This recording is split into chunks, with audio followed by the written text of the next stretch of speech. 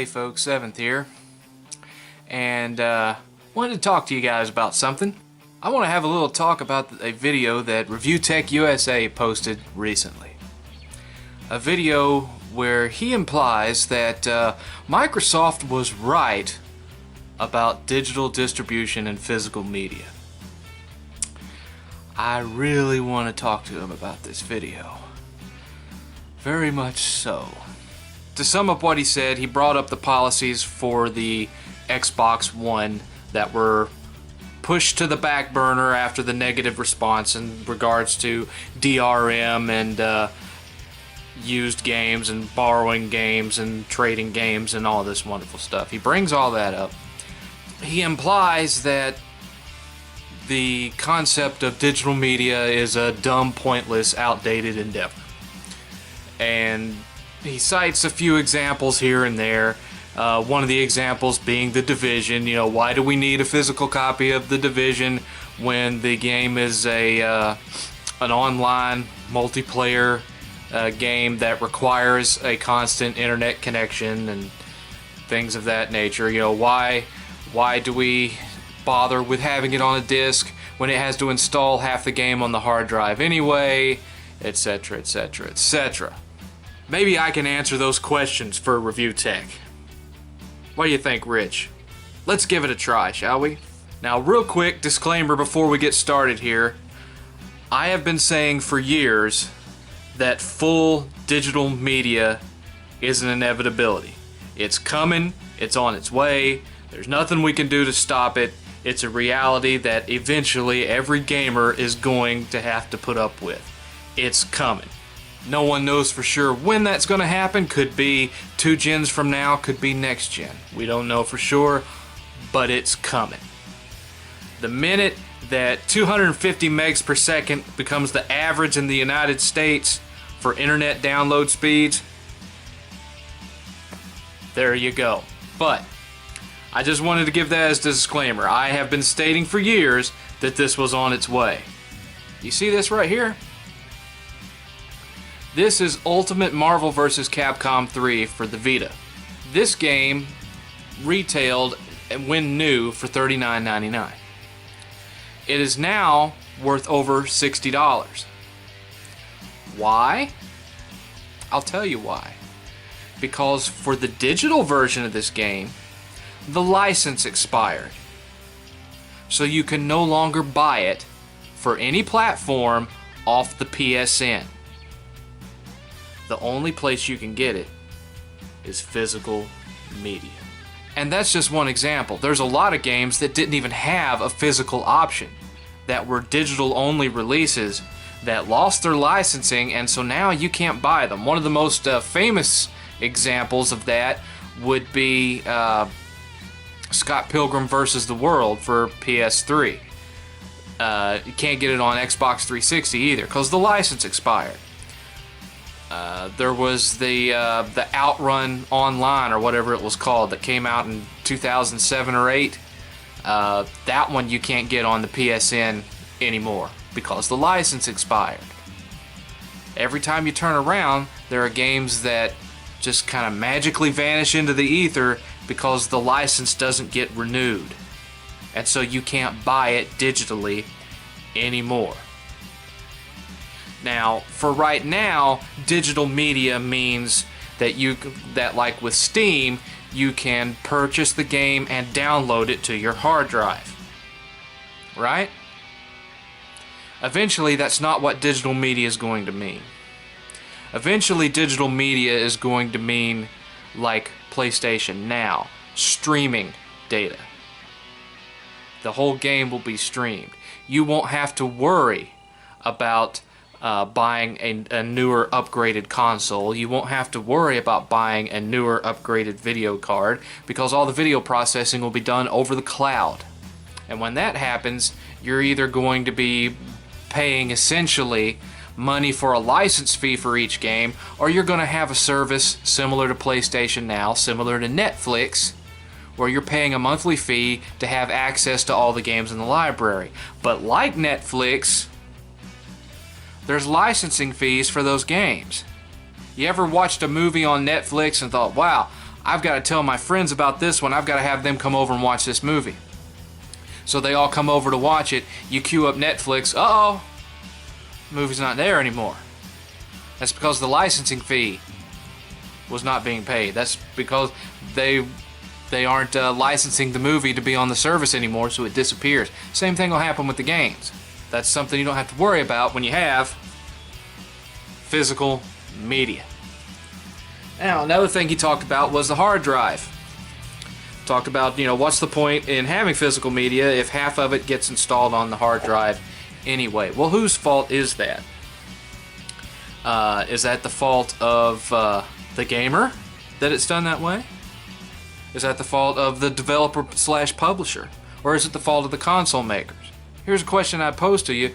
Do you not realize that, technically speaking, a hard drive is physical media too?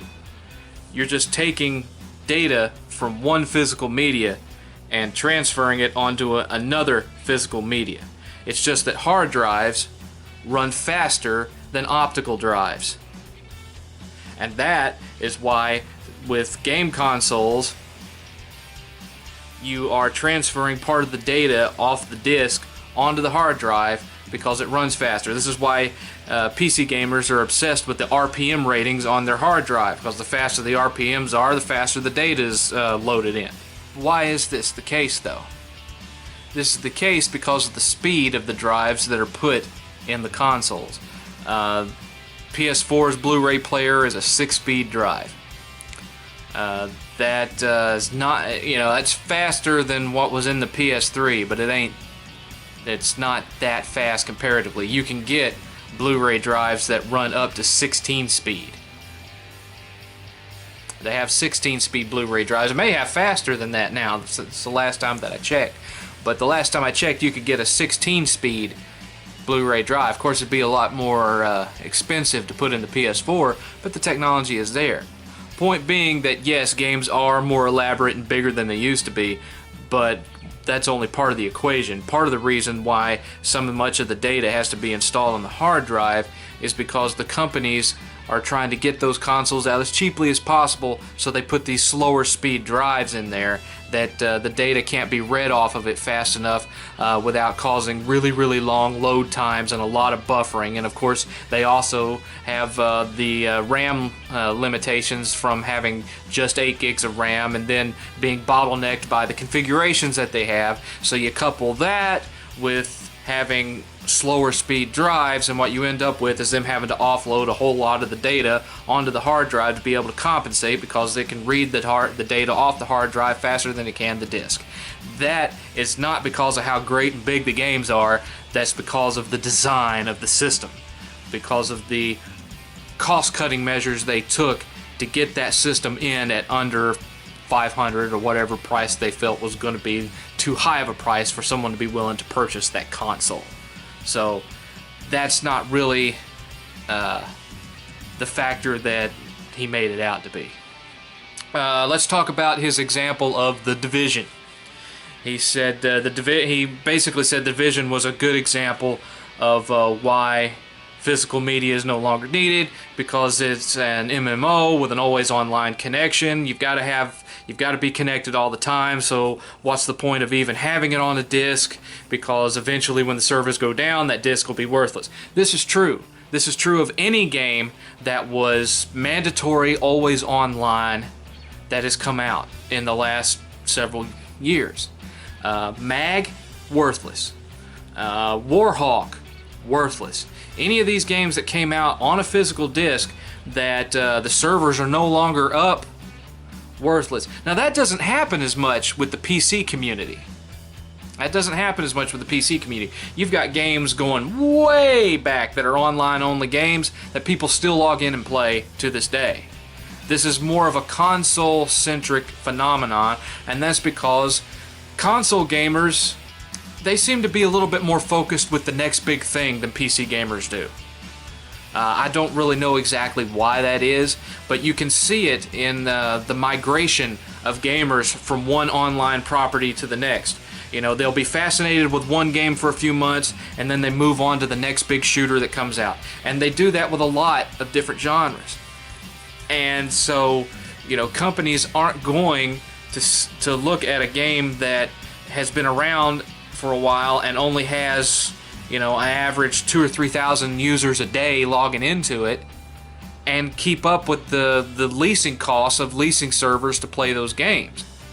They're going to cut their losses and stop support of those games, and so then all you have left is what you can play on the disc. Well, it's a game like, and this is the same stuff I was talking about with Street Fighter in my review of Street Fighter V.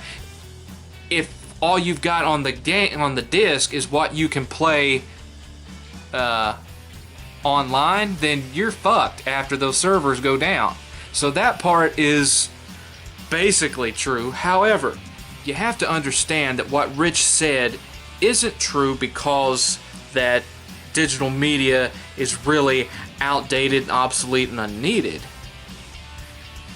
It's true because the publishers and developers want it to be true, and so they design their games around that truth. It's true because Ubisoft wants it to be that way. The publishers and developers want the game to be that way. They wanted it to be online always. Why? Because it helps to get you mentally acclimated to the idea of digital distribution for your games. It helps get you used to always being online. It helps get you used to downloading your games instead of going out to a store and purchasing them. It gets you used to not being able to borrow a game from somebody or to go out and rent a game from like GameFly. It's all in an effort to get you accustomed to this digital future that's coming. It saves them on the manufacturing costs, even though they don't pass that savings on to you with the digital version. Hell, you can buy the used physical version cheaper after a few weeks, but it'll still be full price on digital, chances are, if the game is selling well. So it saves them on the manufacturing costs. It saves them on the shipping costs. They're not having to ship boxes of games out if they do it only digital. And again, they don't pass that savings on to you, the consumer, because they still charge the full price for the digital version. And it helps them to prevent piracy. The Division, like I said, requires a constant internet connection, whether you're playing it single player or not. And part of that is due to the fact that it's built into its DRM to prevent piracy. It's constantly checking and validating you the whole time that you're playing the game to make sure that you're you, to make sure that you're playing a valid licensed game, etc., etc., etc. Game didn't have to be designed that way at all. I can point to numerous examples. Here's a good example: Borderlands. Division is an MMO shooter that you can play single player. Borderlands is a single player shooter RPG that allows you to play the whole game in online co-op.